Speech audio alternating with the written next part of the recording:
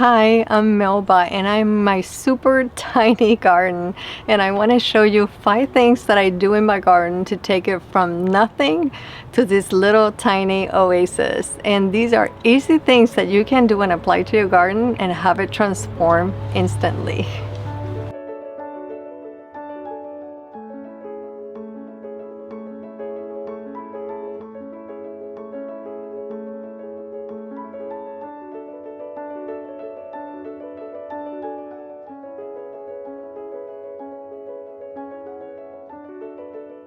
I'm gonna show you the first thing that I always do, and is that I always have a theme, and the theme carries through every single space. It doesn't mean that they all have to look exactly the same, but they have to carry the message that is clear and you know whose space you're at. And you can do it different on every space, but the feeling is the same. So I don't know about you, but I am very creative. It just brings me a lot of happiness, and I cannot do every single space the same. So I'm gonna go through what is the process that I take and think of when I'm saying one theme, and then you have a bunch of living rooms within that tell the same story but have maybe the same language with a different flair, or a different way of experiencing the space. If you're here, I'm sure you're creative and you want to have the flexibility, regardless if you have a balcony, regardless if you have a tiny suburban area like I do, or an urban area. Let me show you something to explain. You can use what I'm gonna do with any space that you have. It can be a small yard, large yard, whatever space you have. You're just gonna define that space in 3 major spaces within the large or small garden. For me, I wanted to do a living room. This is super important for myself and for my family. We love to entertain. The next one that I know I wanted to do was my kitchen garden. Of course, I want to go ahead and grow plenty of things in my garden, again for my family and also for my health. And the last one that I want to concentrate on was my secret garden. I need this super peaceful space that is going to be just different from anything else. I'd probably be the only one in that space. So I want to concentrate on that one too. Once you have those spaces, then you can break that down to what are the things that you want in those spaces. And we'll go through these as we develop this strategy that you're going to use in your own design. This can fluctuate. You can have 3 things, or you can have 4 things, or 8 things. You're just going to break it down to what it is that you want. So I will explain this further, but before I do that, the different rooms that you have, to the elements that are within those rooms, that's what makes this to be connected, because it all goes down to this pink area, to the core of the idea that you have. And that pink area, the core, that's when you're really designing with your mind, body, and soul in mind, because that is the theme. The theme that will carry throughout everything that you do. And it allows you not to just copy the same thing over and over again, but it allows you to be you. You start the theme by understanding what is the look that you want. How do you want it to feel? I want it to look transitional, because I've done a lot of contemporary in my career as a designer, and I wanted to do something that was in between traditional and contemporary. But I want it to feel very cottagey, but at the same time I want to recall being on the beach when I go sailing, or when I was little and would grow up walking on the beach and swimming. You could be doing something that's totally different. For you, it could be that you want a traditional look so that you feel connected to the space better. And you can achieve this. Maybe you want a cottage style still, the way that I have it, that look and feel, but you want it to be way more vintage, and you love to explore thrift shops and finding things that mean something to you. What is it that connects you to the experience that you want to have? That's your theme. And how you achieve that theme is that you start looking at the materials and the things that are within the spaces that you have. So let's say that you want your wood, and the wood you want it to be recycled wood. You want to try to repurpose as much wood as you can because you like the feel, and you also like to recycle wood to be more conscious of the environment. Or you want some beech wood to connect back into the memories that you want to have in the garden. But you also want some contemporary style wood, because for me, I wanted to do a large planter. I wanted it to be a transitional look with that contemporary flair, just to balance the space, because my patio was a little more contemporary. So let's do another one. Maybe my metal, I want to go vintage. I want to go have those rustic metals that just tell a story when you get them and bring that cottage feel. And also I want some contemporary ones, because I want to have something that balances. I don't want a super vintagey feel only. I want to have it mixed so that it feels more like, not like it's been there for so long ago, but it's more about me and what I love. You can do that with your fabrics. You can do that with the sitting styles that you are wanting to use. You can do it also with the kind of pots you want to put in the space. Even the colors. What are the colors that you want? What are the style? What are you trying to get out of the colors? You want warmer colors? You want natural colors? So you explore every single thing that you think you want in that space, and that drives what you're doing. Once you know that, you go from understanding your theme to really being connected to what connects everything in the thread. That thread that goes throughout the design of your garden. Once you have that, you have a story that is so strong, and that when people walk in there, they know that this is your space, but they also have a memory. It's a memorable space that people may want to visit over and over again. Or maybe it inspires others to do the same or something similar that is them in their garden. For me, I had a Buddha collection. My husband bought me this huge Buddha, and I started my love for the Buddhas. And now I have them in my home and in the yard. But I also love the beach. So I'm gonna bring what I love the most, which is the sound of the rocks, the stones on the beach when you walk on them. And when the shore, you hear those waves hitting the rocks. Another thing that I love is adding texture. I really like having natural feels to my pots, or adding different types of baskets, so that connects me to the experience of harvesting and working on my vegetables and harvesting my flowers. So what are those maybe 3 to 5 elements that you are going to connect on every single thing that you do within those spaces? So within the living room, the kitchen garden, and your secret garden, what are the things that you're going to put on every single element that you have within each space, and have them tell a story? So individually, for each room, they can tell a story, but when they go all together, there's a thread that runs through it that tells a very clear direction.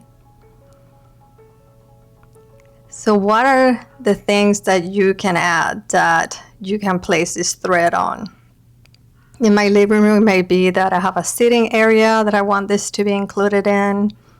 Or I may have a console, because I have a lot of chess-keys I love to decorate. So I want some surfaces that I apply this to. Or the fire pit. I know I want that fire pit to be very special. And I want to sit there, look at it, and be reminded of an experience.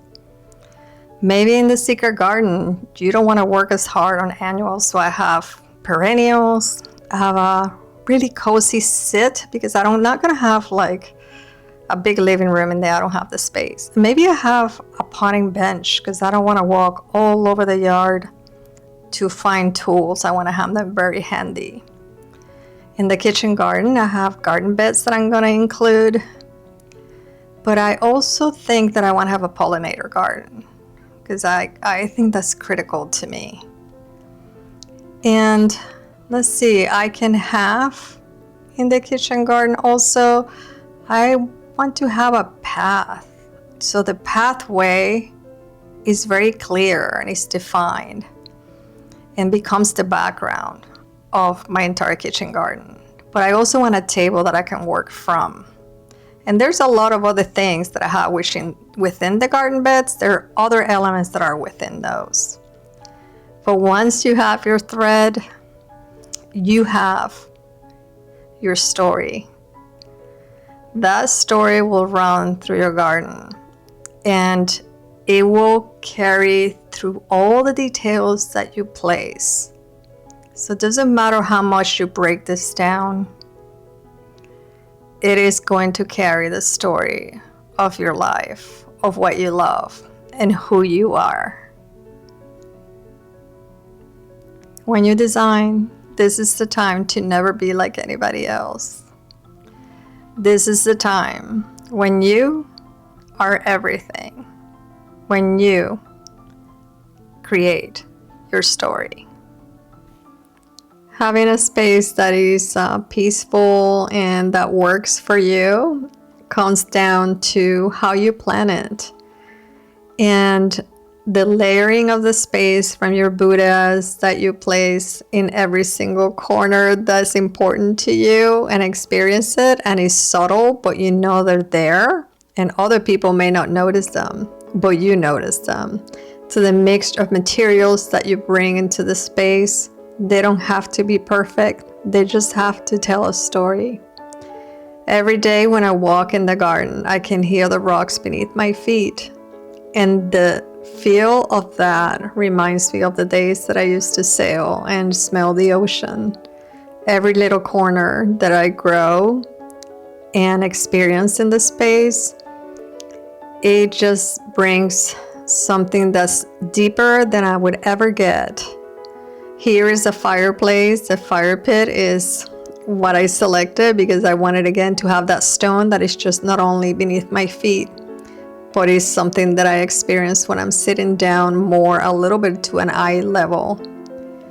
So this is my bonfire on the beach. And as corny as it may sound, it brings incredible joy to have the right elements that makes us feel exactly how we need to feel in the space.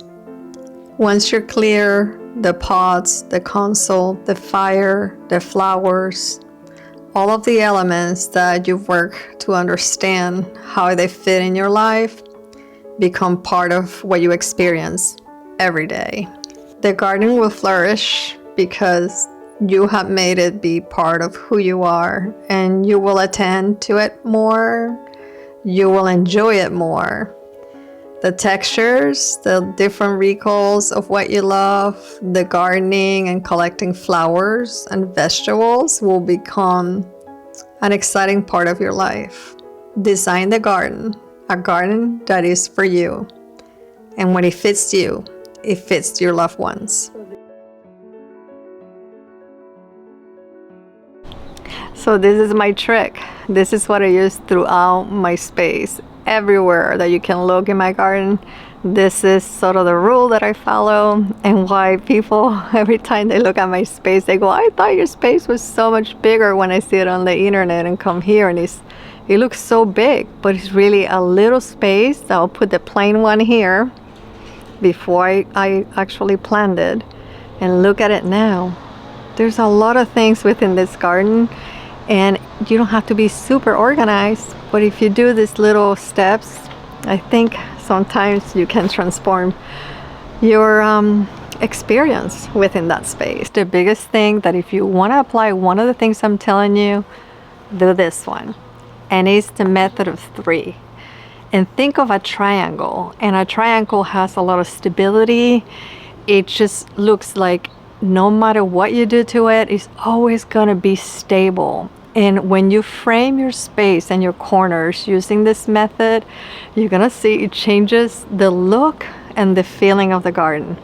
So let me tell you exactly how I use it. Here's another way that I used it. I have the 2 trellises, and if I look in between, I have the plant on the back, which is that pot, right? So in this view, I have sort of this triangle. These are my stable bottom pieces, and then I have that basket. So it's not always a perfect triangle, but this has the stability on the bottom, and then I have that one piece that makes it feel like it's just super stable because my eye goes there.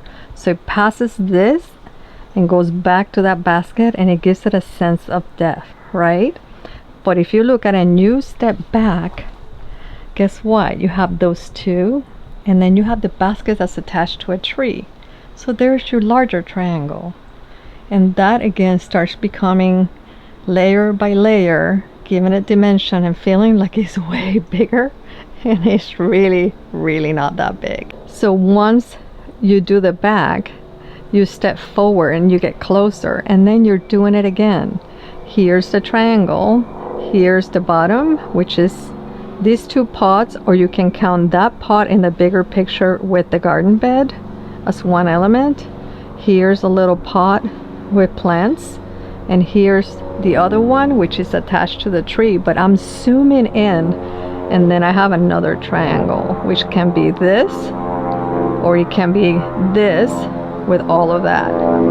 So look at what you're doing always. So step back and look at it from far away, and then as you get into the space and you move forward, then how else can I bring that detail in? And as you layer the spaces, then that starts making the space have this sort of dimension and depth that makes it look a lot bigger. Here's another example. So here's the method of 3. Here's 1, which is the floor. Sorry about my shadow. Here's the hanging basket here. And then this basket along with the compost bin, that's your 3rd element.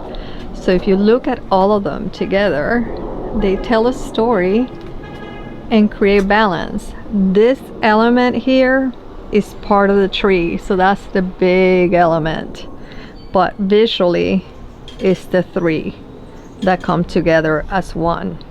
And even though this is here as a decoration, this little heart, it kind of goes into the background because it's a neutral color and it blends into the fence on the background.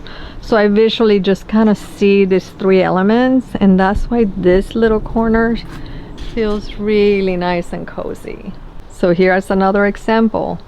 Here's the 1 element of the basket with the compost. I have a tree on the background, and then I have a cluster of pots on the floor. So every time that I design, no matter if it's a compost area or a pond or a kitchen area, I'm thinking of this sort of thing. I'm thinking, how can I gather things in 3 in order to create a very stable form that becomes just very inviting to whoever is using it or looking at it or passing by it. Here's a simple one that you can do. So I broke down the space here. Here's 1, 2, the larger pot, and 3 is the cluster of elements here on the bottom. So it just becomes kind of stable visually, and it just feels much better together. Or on the other side, you have 1 element, 2 elements, and the 3rd one is lower, which is this little pot here. So it starts balancing. This feels a little taller because it has a sculpture on the top, and then you have the shorter and then more sort of in the background piece. So you can do it in really small spaces too. This is a tiny space in my garden that I redid a little bit ago, and I still apply it to that also. If you're looking on how to design a garden that really works for you, and especially for the things that you are looking to grow into in the future, or you are starting from scratch, I have videos that I post every Saturday on design, peaceful morning, gardening, and a lot of tips that sometimes work for me, sometimes they don't, but I like to share all of it. Go ahead and subscribe, join the community.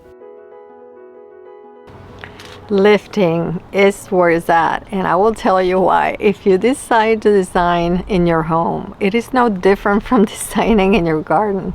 And the reason I'm saying that is we do one thing in our homes that we don't think about doing in the garden.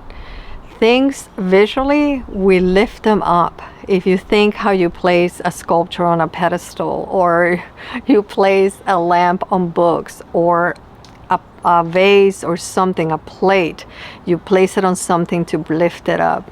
That is no different in a garden. I use that method to bring everyone's eyesight into what is happening in front of them, so that they're not only looking down at things, but that they connect immediately to the design. I'll show you some examples of what I've done in the garden to go ahead and create more interest. And at the same time, when you do that, sometimes it connects to the entire garden visually and works so well that it doesn't take a bunch of effort. Let's explore some of those. Begin to think of ways to create a visual connection that is directly in your eyesight. So arches, or stacking your pots so that they have more height, or adding a trellis to a pot. It is in the details. If you do a table, maybe that table has branches on the perimeter, and this not only creates the character, it tells your story, but it brings your eye up. In the pond, I just wanted to add a trellis in the back to again bring my eyesight up and not always bring it down to the floor. That creates comfort, connection, and it is instant. Another way that I love to do it is adding a console behind your sofa and a pot, so it has some vertical draw. And if you have evergreens and you need to create that layering, add a trellis to a garden bed. The hummingbird sits proudly on top of it.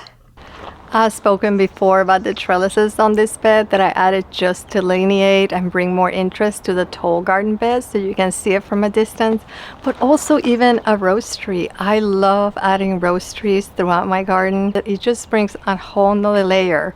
It's not just a garden bed next to the fence, it's a whole scene, because it starts to blend the garden bed with the rest of the garden. I have roses that are trees, I have roses that are on arches. I have that as it introduces space after space. Somewhere in every space that I have, I end up introducing the same thing. When you decide to do a garden bed, go ahead and use tall ones. They're absolutely fantastic to delineate your fence. You don't have to think of just garden beds as a place to experiment with your vegetables. If you like to grow flowers or even vegetables, it doesn't matter. Or if you like to sort of rearrange pots around and see what you can create that's unique, leave a little patch of land and just experiment with moving things around, planting new things, looking to see how do you compose something that looks interesting, that maybe looks cottage-like. And that's what I tried to do this year. It was sort of successful, but not fully, because a lot of plants were eaten by a bunny or two bunnies, and another one is because we did not have a whole lot of warm weather. But I still had a blast, and I wouldn't do it any other way. We'll always keep that little patch of land available for me to experiment, play, and see what can life bring me that year. This tiny patch is completely bare in the spring and winter, but it is truly my playground, and I would not change it for anything in the world. Here's another thing that I absolutely will not do. I will not miss working on an inch of my gardening. If you walk through my garden, I have literally designed every single little spot in it because it's so tiny. I don't know about you, but I'm not about to waste any single corner in this space. So you sometimes think that there's a space, there's no way I can use that space. Yeah, there is. I'll show you a few of the spaces that I thought were gonna be like, I can't do anything here, and I ended up transforming them, and they're some of my favorite that I love being in. it really doesn't matter to me what is it that the function of the space is about. It could be my secret garden where I had a corner that made no sense.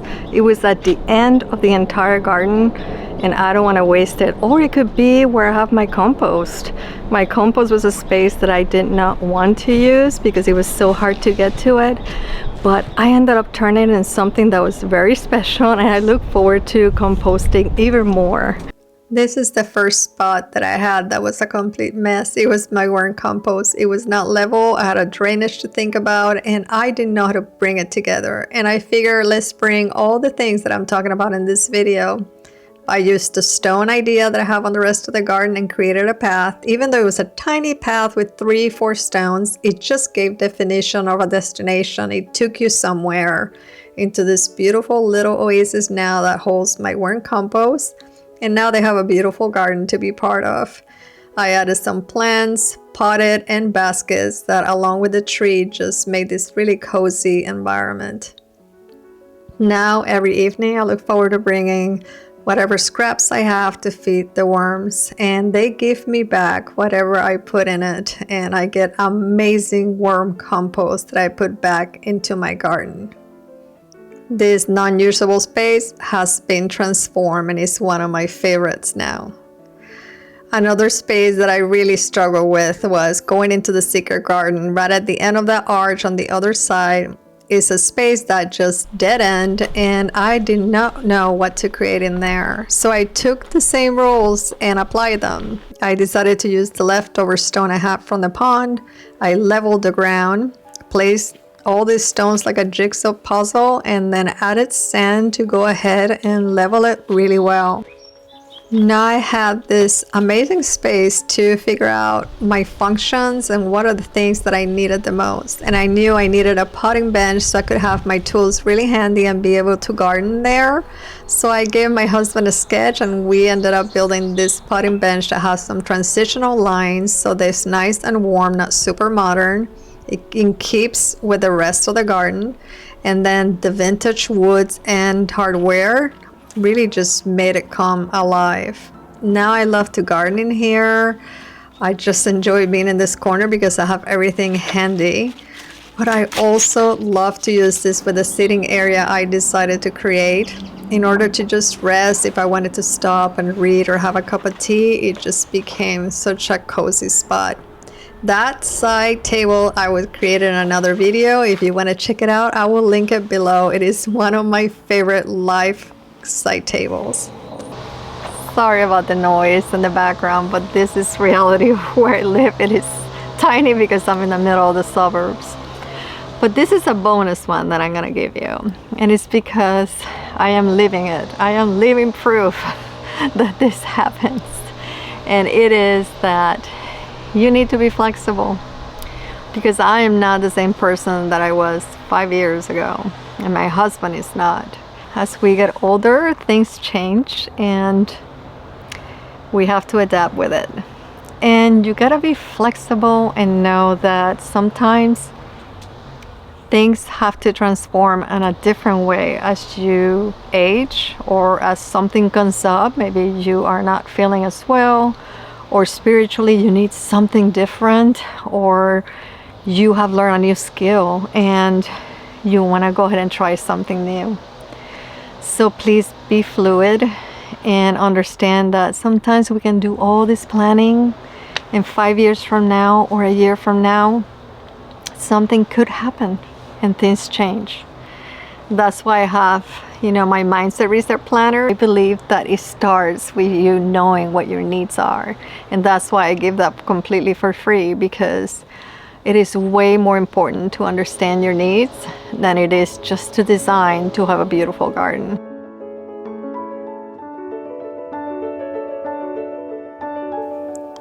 The world is full of beauty. It's not all outside of your home or outside of your garden. You can create that beauty within those walls and give back to nature. Continue to design, create, and garden, always for your mind, your body, and your soul.